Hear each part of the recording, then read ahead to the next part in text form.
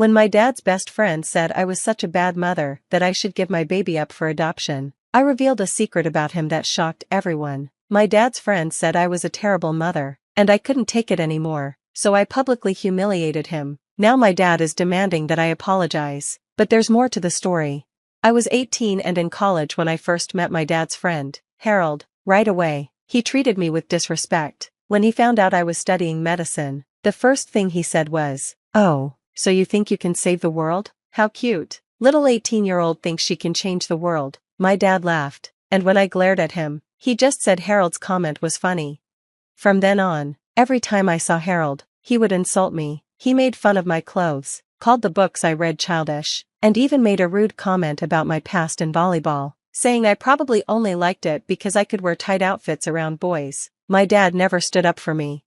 The last straw came when Harold interrupted me at a barbecue, telling me I didn't know how to cook and physically pushing me out of the way. After that, I tried to avoid him for 6 years. Yesterday was my dad's girlfriend's birthday, and I went with my fiancé and our 6-month-old son. Harold was there, and even though I hadn't seen him in years, he still treated me like a clueless child. My baby spent most of the afternoon sleeping, but when he woke up hungry, I went to breastfeed him. When I came back, Harold started making jokes, saying I was probably a terrible mother. He then started questioning my parenting and calling me a bad mom in front of everyone. I finally lost it when he asked if I had considered giving my baby up for adoption. I shouted at him, asking how he could judge me when his ex-wife had full custody of his own child. I then exposed a secret, that he tried to sleep with his brother's girlfriend. To top it off, I told him to lose some weight and that no woman would want to touch him with that gut. I left with my fiancé and son after that. On the drive home, my dad kept texting me, demanding I come back and apologize to Harold. I refused and asked my dad if he knew what Harold had said to me. My dad yelled, saying Harold had just offered to make me a sandwich, which made me laugh. My dad had been in the bathroom the whole time, so he didn't hear anything that actually happened. He only saw me yelling and leaving the room. When my dad asked why I was laughing so much, I first told him it was nothing, but when he asked again, I said Harold was lying and that I wasn't going to explain. I told my dad he should call Harold himself to find out. I then called him out for always taking Harold's side whenever he upset me. I told my dad it wouldn't surprise me if he just blindly believed Harold again and ignored what I was saying now. My dad hung up, and I didn't hear from him the rest of the night. My fiancé told me he was really proud of me, saying my comments were not only bold but also hilarious. I was glad he felt that way. Update 1. First, I want to address a common assumption. Some people think Harold has feelings for me. I don't think so. His comments were always annoying and condescending, but they never seemed suggestive. Still, your support made me feel better, and I was touched by how many people were on my side.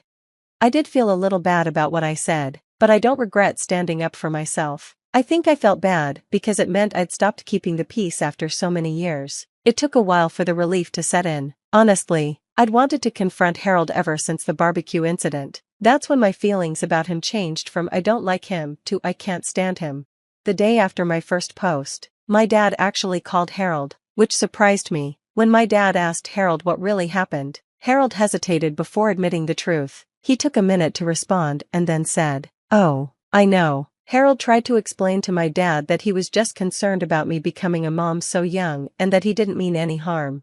I knew what I was doing, and while Harold apologized to my dad, I didn't believe his excuses. The next day, my dad told me about the call and said I should forgive Harold for what he called an honest misunderstanding. He also thought I should apologize because I overreacted by telling Harold I hated him over something small. A lot of Harold's rude comments happened in front of my dad, but my dad was usually too distracted to notice them. He doesn't pay attention unless something directly involves him or makes him angry, and even then, he'll probably forget about it later. We also have different ideas of what's offensive, so my dad never saw Harold's comments as a big deal. I told my dad that I wasn't exaggerating when I said I hated Harold and that the adoption comment was just one example of many. I reminded him of all the condescending things Harold had said to me over the years, including at the party. My dad didn't remember any of them. I made it clear that I've hated Harold for years and that I had no reason to apologize. I also told my dad that I won't be attending any events Harold is invited to. I don't expect my dad to stop being friends with Harold, but I won't be around him anymore. I said I would ask in advance if Harold is coming, and if my dad lies, I'll leave. My dad called me dramatic, but I pointed out that I'd been avoiding Harold for 6 years, and no one even noticed, so clearly it wasn't a big problem. I told him I don't have to like his friends any more than he has to like mine. After some back and forth, my dad agreed to my terms. Yesterday, my dad mentioned that Harold was upset, but I just ignored it. I'm not cutting off my dad completely, though I've come close in the past few years. Moving out has made things easier, and since we only see each other a few times a month, it's manageable. My dad doesn't complain as much about me not calling or texting anymore. I don't see the point in going no contact with him since he no longer has any control over my life. Instead, I'm focusing on raising my own child differently and learning from my dad's mistakes.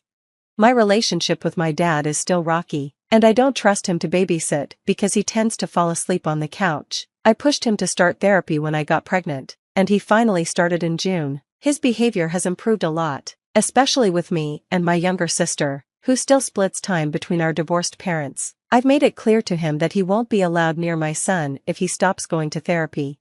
This is the first time in my life that my dad has made real progress, and while it's hard to be hopeful, I'm trying. If I ever do cut ties with him, it won't be because of Harold. That's the whole story.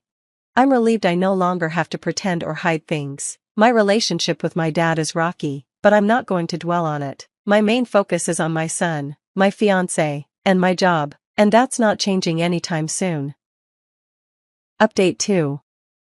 Avoiding Harold has been going well. My dad has been respecting my boundaries. Whenever he invites my husband and me over for lunch or dinner, I ask who else will be there. If Harold is coming, my dad tells me, and he hasn't lied so far. He also doesn't push when I say I'm not coming. Since my last post, I've only seen Harold once, at my dad's birthday party a few months ago. Yes, I knew Harold would be there, but my dad promised Harold wouldn't talk to me. Also, some of my dad's friends' kids, who I used to babysit and love, would be there. I wanted to see them more than I wanted to avoid Harold.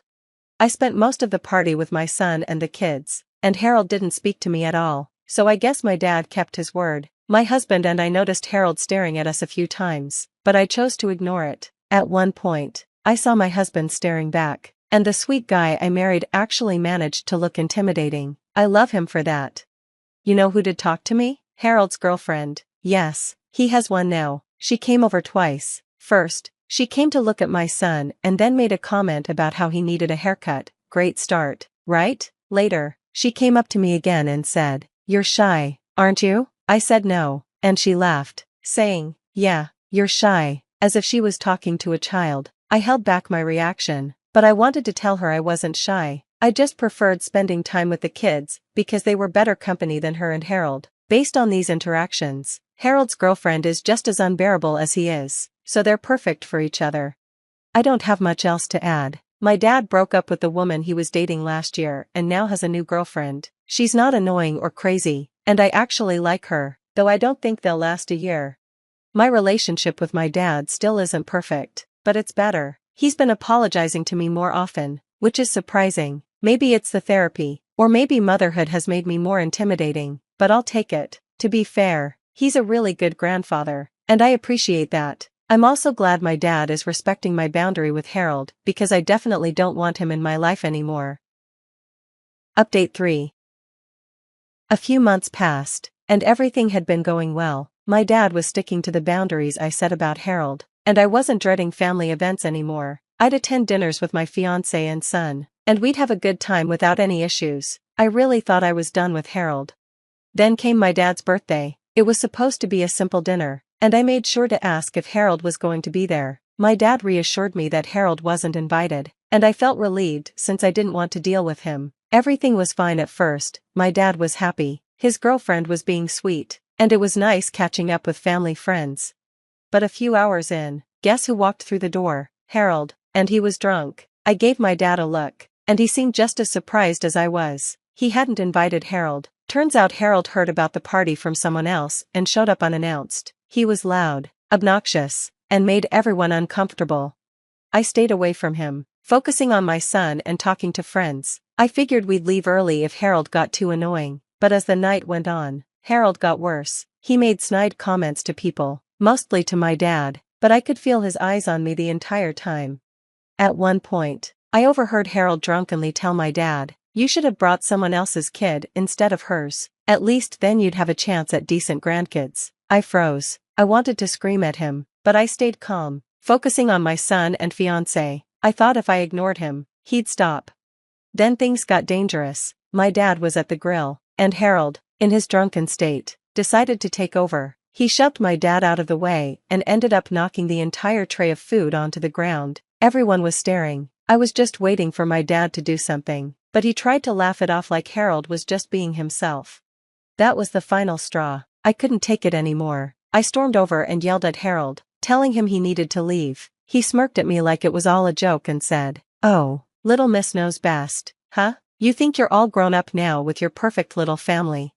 I'd had enough. I snapped and told Harold I was done with him. I said, "You've been an arrogant, disgusting jerk for years, and if you think I'm going to let you treat me or my family like this anymore, you're delusional. Get the hell out of here." Harold just stared at me, not even trying to defend himself this time. My dad finally stepped in, and for once, he was on my side. He told Harold, "You need to leave now." Harold was shocked and tried to laugh it off, but my dad didn't budge. He repeated, "Leave, Harold, you've crossed too many lines, and you're not welcome here anymore." Harold stumbled out, and after that, my dad apologized to me. This time, I could tell he was serious. He admitted he'd been wrong to let Harold get away with so much for so long. For the first time, he chose me over Harold. It wasn't just words either. My dad hasn't spoken to Harold since.